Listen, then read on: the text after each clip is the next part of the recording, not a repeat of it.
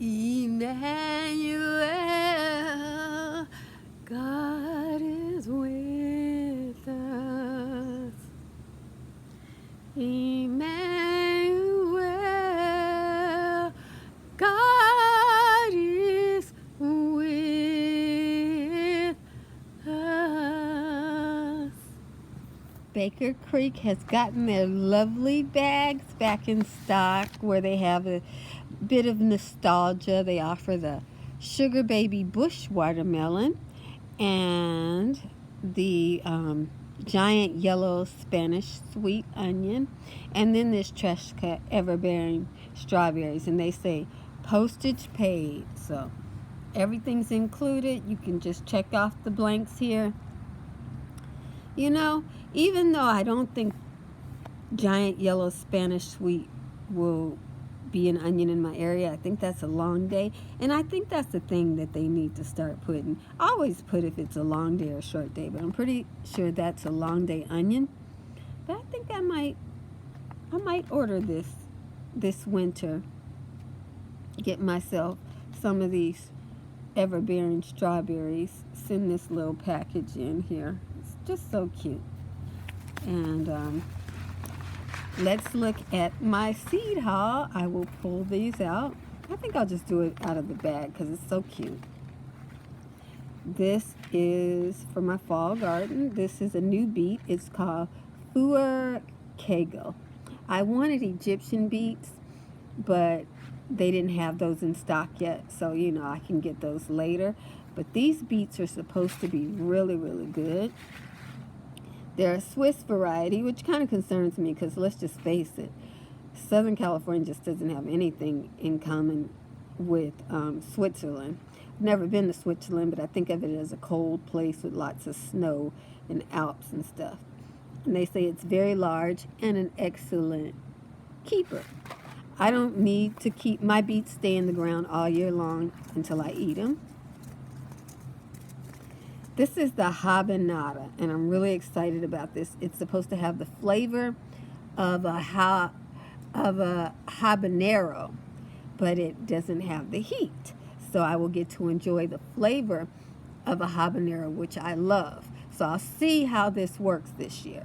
So I'm not going to grow habanero this year. I'm going to grow habanada, which is a sweet pepper that has the same distinct taste of a habanero. I will tell you if it does or not, because I love habanero peppers. You know, kind of regretting I didn't get the habanero because I'm thinking it's probably going to take a ton of these peppers to season something, whereas all I need is a pinch of a habanero. You guys, maybe these sweet peppers aren't the business. Okay, and I got flowers because in the spring garden I want lots of flowers. I don't know if this will work in my area. I don't know if I'll have enough water for it. It's this beautiful phlox. I love phlox and they smell so delicious. It's called Sugar Stars. It's in a beautiful blue color. I love blue flowers. They remind me of, oh yeah, they say very fragrant, pale lavender. Blooms over a long season. Now, what they don't say on here is how tall it gets. So I'll have to try to look that up and find out how tall it gets. Because with flowers, I want to put the short flowers in the front of the border, and then put the medium flowers in the middle, tall flowers in the back. Pacific Beauty Mix. These are Calendula. These are edible flowers, and I love them. They are so cherry. Yellow and blue are my favorite flower colors. And it's pretty much all I ever get. A historic garden plant known as the pot marigold. And they don't say how big this one gets, but I know this plant gets about 12 inches tall. And if I plant it for my winter garden, it will bloom all the way till summer. So this is planted for fall. It will bloom in fall, it will bloom in winter, and then it will bloom in spring and early summer. And the orange ones in here are my favorite. So, and I think those are the most popular, so there's probably a ton of orange ones in there. And then I got this. When I stayed at my apartment on Slauson, algeratum, the butterflies, the swallowtail butterflies, loved it. And when I had my apartment container garden, I had a passion flower vine, because if you can keep a passion flower vine in a container, you can keep it contained. And so all I used my passion flower vine was to grow swallowtail butterflies. And they would leave that and then go directly, as soon as they became a butterfly, they would go straight for the ageratum. And I was like, wow, this little plant gets a lot of attention from butterflies. So that's why I got this. And this is low growing. At least mine were. They were only like 3 inches tall. So this will be front of the border, or any, even in paths that I don't walk on that often. Let's get another one.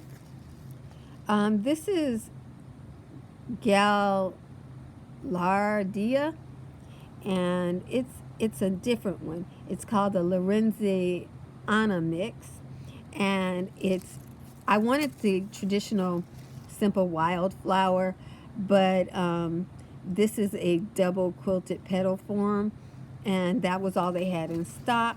So I figured this is a perennial. It'll be something a little different, and so I'll just go ahead and give this a try, see what I get from it.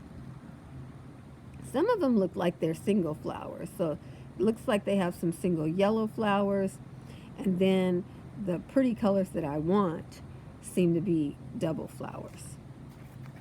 We'll see how that goes.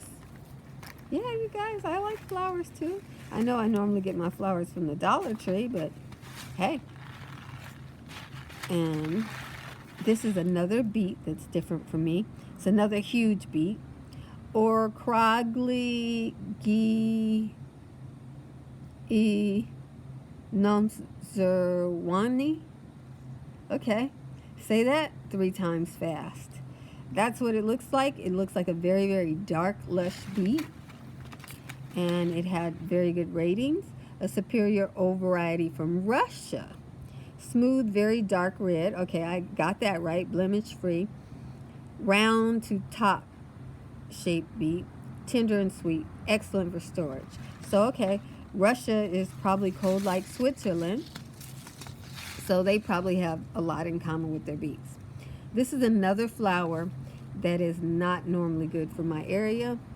But in the fall garden, when we have more rain and it's cooler, I feel like I can take a little bit of a chance. This is balsam. And I think in my area, this is for shady spots. What do they say?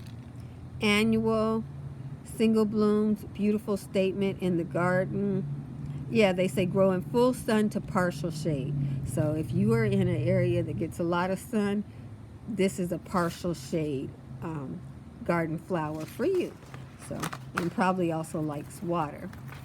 But the shade will help with that. And then buckwheat. I am growing white buckwheat in my garden right now as a ground cover. When I remove stuff, I put in the buckwheat. It conditions the soil, gets it ready for peas next year. So when I saw this red buckwheat, I was like, ooh, that's pretty.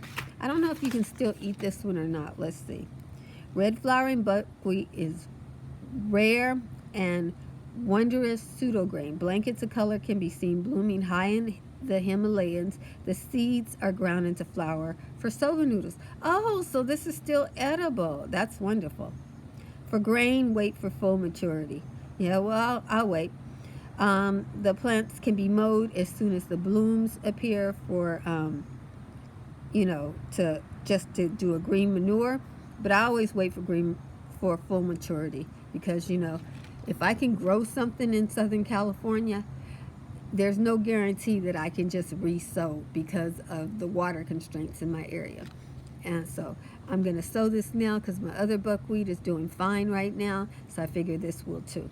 I'll show you my other buckwheat. And see what else we got in here. This is a sunflower. It's called Henry Wild. This is a multi-sunflower having sunflower. So it doesn't get the big seed heads. It gets smaller seed heads that little birds can eat and enjoy. but the big birds and the squirrels might not be as attracted to this one. And it says perfect for cutting and planting along a fence or barn. Okay, direct sow in spring. Well, I'm direct sowing in summer. This is for my fall garden, you guys. I'm planting out my fall garden. And sunflowers are a long-lasting flower.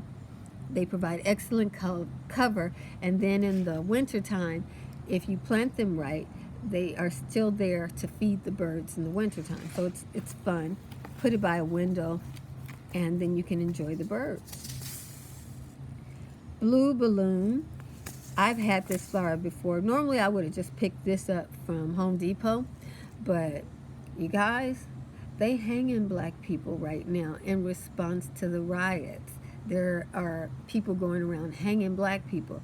I don't feel like being hung right now, you know, so I'm just gonna get stuff from online, and I will just have to go through planting my own flowers from seed. I don't know if this flower is the first year or if it has to wait until the second year. I think this is a perennial in my area, and this is food. It's a beautiful flower. People use it for a flower, but it is very much a food in my area, and I think it flowers the second year. So we will keep going. Oh, this is the gift. When I saw that, I'm like, I don't think I got any more lettuce. They sent me Parris Island Cause lettuce, and that's great. I'm planting this right now. I bought it from the dollar store right before everything was closed down for quarantine. But this is a heat-tolerant lettuce. I will show you this in my garden too right now, because it got 95 degrees.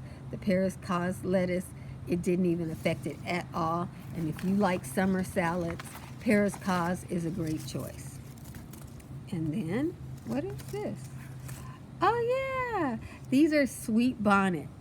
I planted Scotch bonnets, which are just as hot as habaneros, and they have this new pepper called sweet bonnet.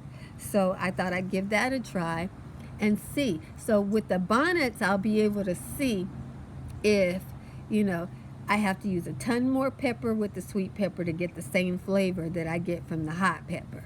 You know, you're trying not to get the heat. Only difference is I could probably eat this one at a time and enjoy it as a raw pepper. And I could probably make some pickled peppers and stuff like that with this one. But as far as flavoring my food, I like habanero and Scotch bonnet. And you guys, I can't even eat hot food. Like, I can't eat a habanero pepper. But I still like to season my food with these things. So yeah, so I got this, just saw it, and I'm like, oh, this is the year for me trying some different peppers.